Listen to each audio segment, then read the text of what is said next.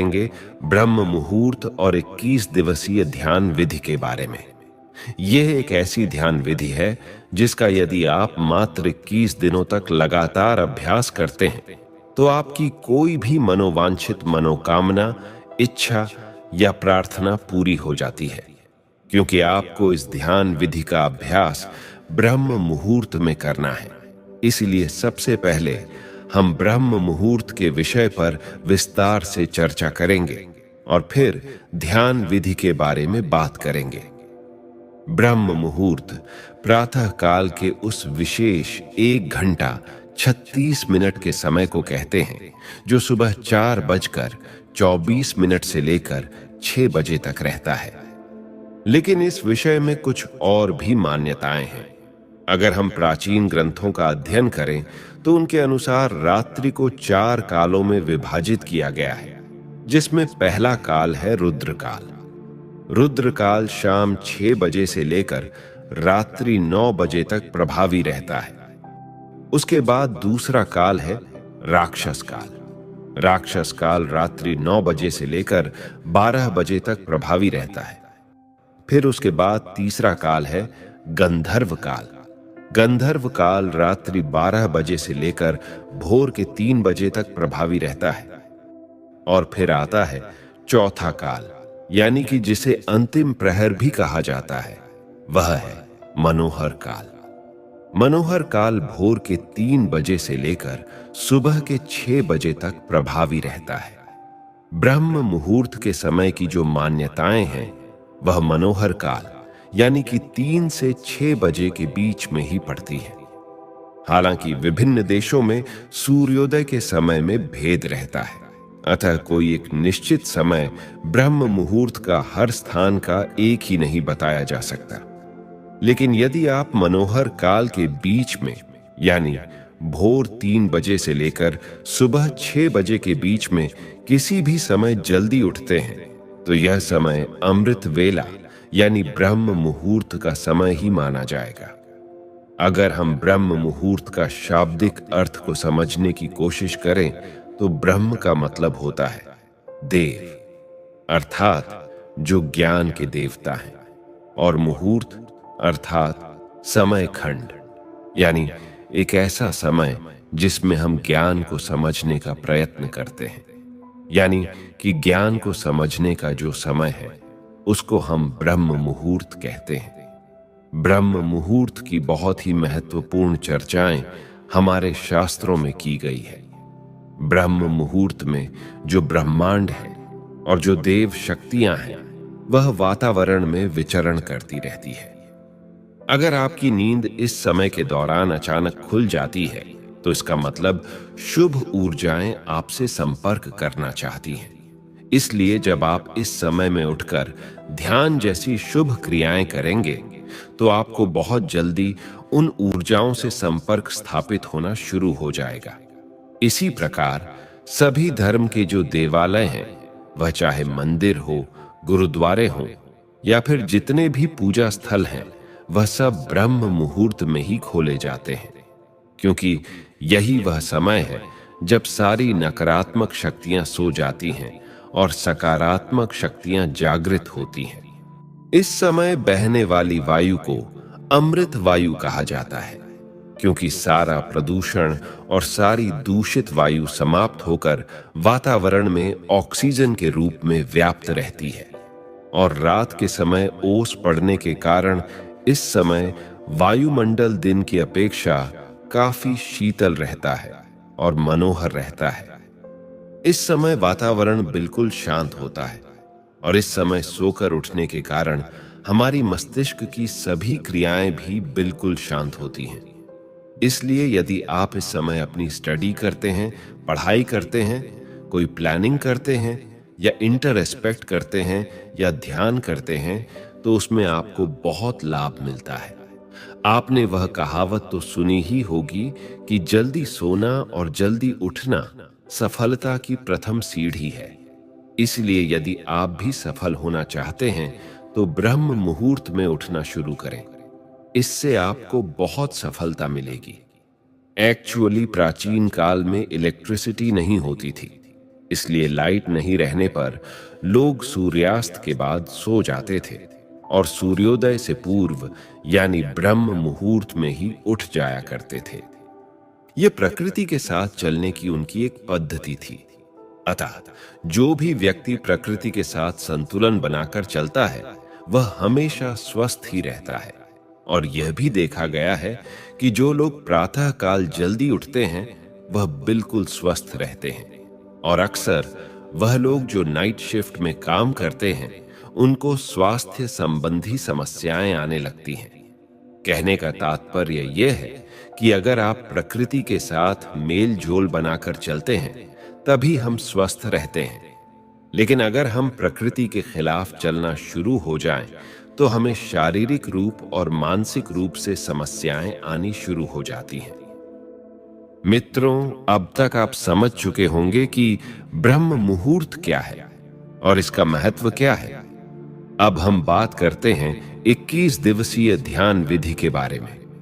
सबको मालूम है कि प्रातः काल का समय ध्यान के लिए सर्वश्रेष्ठ समय होता है।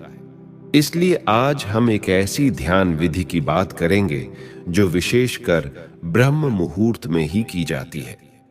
यदि आप इस विधि को निरंतर 21 दिनों तक केवल 10 मिनट की अवधि तक हर रोज इसका अभ्यास करते हैं, तो इन 21 दिनों के भीतर भीतर ही आपको इस विधि का रिजल्ट मिलने लग जाएगा।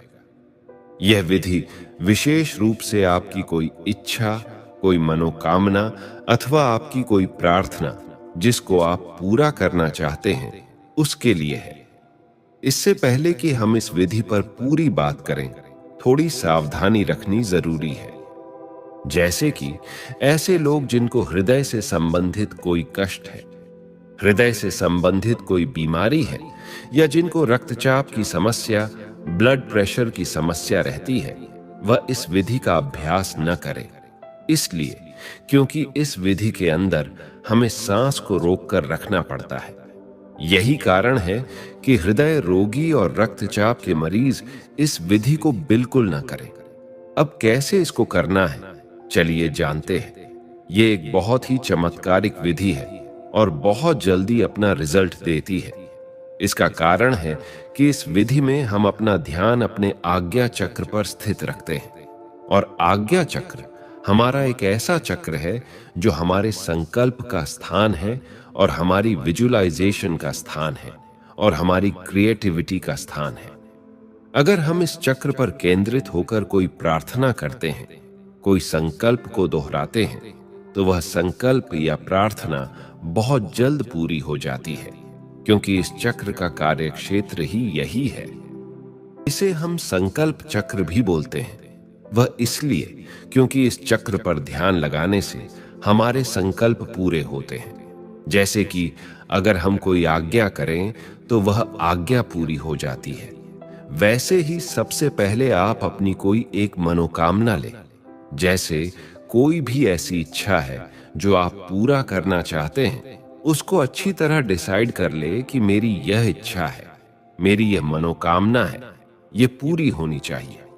क्योंकि आपको 21 दिनों तक केवल उसी इच्छा की पूर्ति के लिए ही इस ध्यान विधि का अभ्यास करना है। इसलिए सबसे पहले आप अपनी एक इच्छा डिसाइड कर लें, फिर अपना ध्यान शुरू करें। सबसे पहले अर्ली मॉर्निंग यानी किसी ब्रह्म मुहूर्त के समय आप उठेंगे, और उठने के बाद फ्रेश होकर नहा धो लें तो अच्छी बात है। नहीं तो सिर्फ अगर मुंह हाथ भी अच्छी तरह से धो लेंगे तो भी चलेगा। और फिर उसके बाद आप अपने घर के मंदिर में, पूजा स्थल में या अपने ध्यान कक्ष में ध्यानस्थ होकर बैठ जाएं। ध्यान रखें कि वो जगह ऐसी हो जहां से बाहर की प्राणवायु भी आपके कमरे के भीतर प्रवेश करती हो। क्योंकि इस विधि को हम प्रातः काल ब्रह्म मुहूर्त में करते हैं, अतः इस समय आपको शुद्ध प्राणवायु की जरूरत रहेगी। तो ऐसे स्थल पर बैठना है जहां पर खुली हवा आपको अपने रूम में आती रहे। और जब आप ध्यानस्थ होकर बैठे तो कमर सीधी करके और गर्दन सीधी करके दोनों हाथों को घुटनों पर रखकर बैठ जाएं। इसके बाद मुट्ठी बंद कर लें और पहले 2-3 मिनट अपने मन को शांत करें और शरीर को स्थिर करें। जब आपका मन शांत हो जाए, शरीर स्थिर हो जाए तथा श्वास सामान्य हो जाए, फिर आपको अपना ध्यान अपनी आज्ञा चक्र पर लेकर जाना है। आज्ञा चक्र यानी कि दोनों भौहों के बीच में जहां पर हम तिलक लगाते हैं या स्त्रियां बिंदी लगाती हैं, उस स्थान पर आप अपने अवधारणा को, अपनी अटेंशन को लेकर आएंगे और वहीं पर पूरा समय आप अपना ध्यान बनाकर रखेंगे। अब आपको इसी जगह पर लगातार अपने मानसिक नेत्रों से इस स्थान को महसूस करते रहना है। जब आप अपने मानसिक नेत्रों से इस स्थान को महसूस करते रहेंगे तो अपना ध्यान यहां पर बनाए रखेंगे। फिर आप एक लंबी गहरी सांस भरेंगे और लंबी गहरी सांस भरकर उसको अंदर ही रोक कर रखेंगे। जब आप अपनी सांस को अंदर भरकर रोक लेंगे और उस दौरान आपका ध्यान भी आज्ञा चक्र पर टिका रहेगा, उस समय आप अपने इष्ट देवी देवता या गुरु का चित्र अपने आज्ञा चक्र पर देखेंगे और अपने इष्ट देवी देवता या गुरु का चित्र अपने आज्ञा चक्र पर देखते हुए और सांस को अंदर रोक कर रखते हुए आप प्रार्थना या संकल्प करेंगे या अपनी इच्छा को दोहराएंगे। जो भी आपकी इच्छा है, एक लाइन में उसको दोहराना है कि हे गुरुदेव या है मेरे परमात्मा, जिनको भी आप मानते हैं, उनके आगे आप प्रार्थना करेंगे कि मेरी इच्छा पूरी हो। और तब तक आप उस इच्छा को दोहराते रहेंगे जब तक आपके अंदर उस सांस को अंदर रोक के रखने की क्षमता है। वो सांस अपने अंदर 10 सेकंड भी रोक सकते हैं, 20 सेकंड भी रोक सकते हैं या फिर 30 सेकंड भी रोक सकते हैं।